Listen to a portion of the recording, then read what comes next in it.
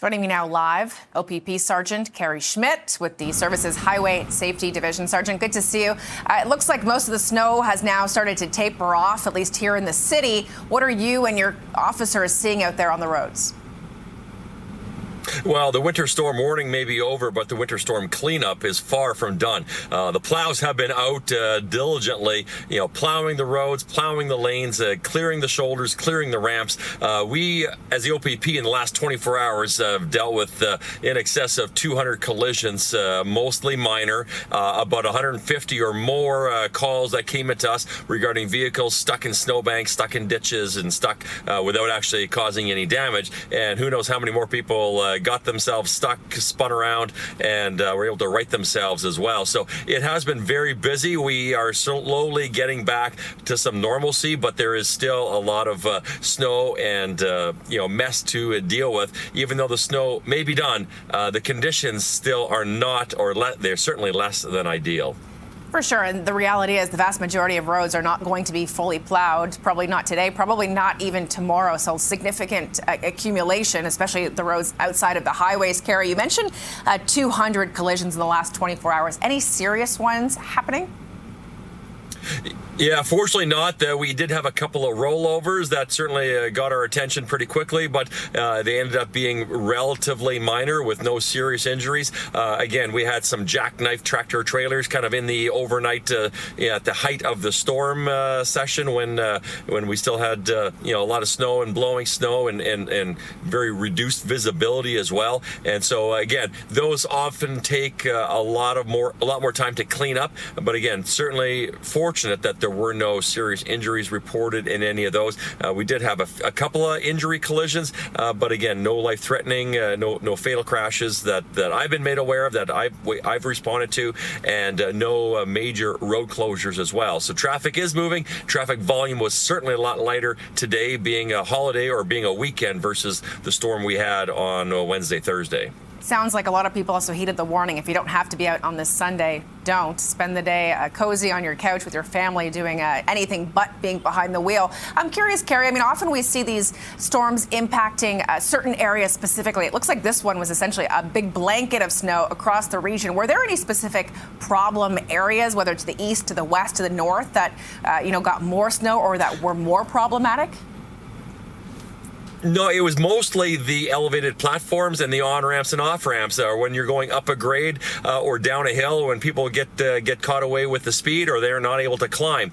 You're right, this was a very system blanket type of snow. We've seen those snow streamers coming off lake effect, coming off Georgian Bay, and then you go from blue sky to whiteout conditions in a matter of seconds, whereas this was pretty much all-encompassing Southern Ontario, massive reminder that Mother Nature is still very much in charge, and we need to respect what happens and understand how we should or should not be driving when we have these kinds of conditions. And those conditions will continue as we still hover down and below the freezing mark. We are still susceptible to freezing and icy patches that can pick up at any time.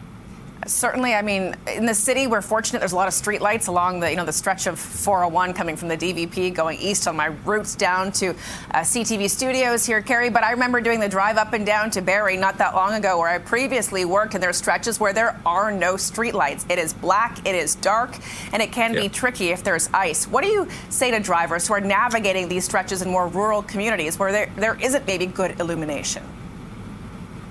Yeah, dark roads, and you may not be able to see the road markings as well. Once that salt gets activated, we're still at that temperature where salt is very effective and will hopefully melt that snow into water and clear the lane so we can actually see the asphalt surface. But again, because we're at the freezing mark, we're always susceptible to that icy conditions. And if you're driving along and all of a sudden you find your vehicle getting caught on maybe one side of the road and getting caught in some of that slush or snow, that can feel like you're getting pulled pulled into the snow itself. And so that's where you really need to make sure you have a firm grip on that steering wheel.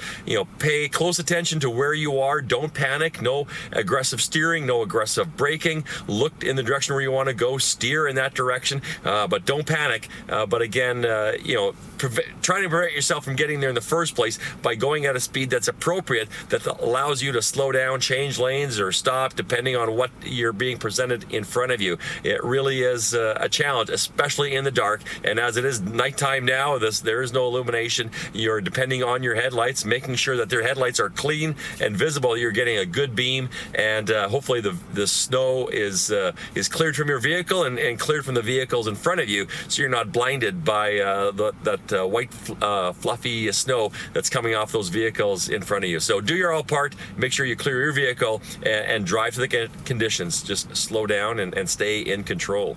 I've known you long enough, Sergeant. I know you're saying is if you see snow, go slow. So as commuters are going to be heading out tomorrow morning to make their way to work and school, maybe not school, actually, it's family day, but for those of us that do have to come to work tomorrow, family day, what's your advice?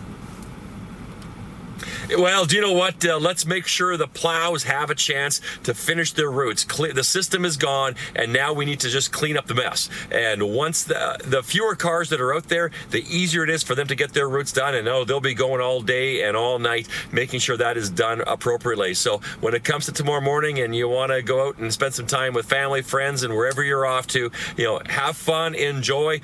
We should be in better conditions. But again, remember, those side roads, those secondary roads, those residential streets, could still very much be under a blanket of snow, and there's very little room left to put it anywhere. So the lanes are getting narrow. Watch where you are in your lanes, and just be careful out there. Again, we don't want people out there if they don't need to be out there, but hopefully by tomorrow we might even get a little bit of sunshine, and it'll feel like you want to get out and enjoy some of that snow. So enjoy it, but again, watch out for the vulnerable road users, those bicyclists and pedestrians who may actually be on the road and not on the sidewalk, because the sidewalks haven't been shoveled or plowed as well. So again, just keep your head on a swivel and just watch out and take care. And all about sharing the road as well. OPP Sgt. Kerry Schmidt with the Highway Safety Division. Thanks so much for your time tonight. Be safe out there.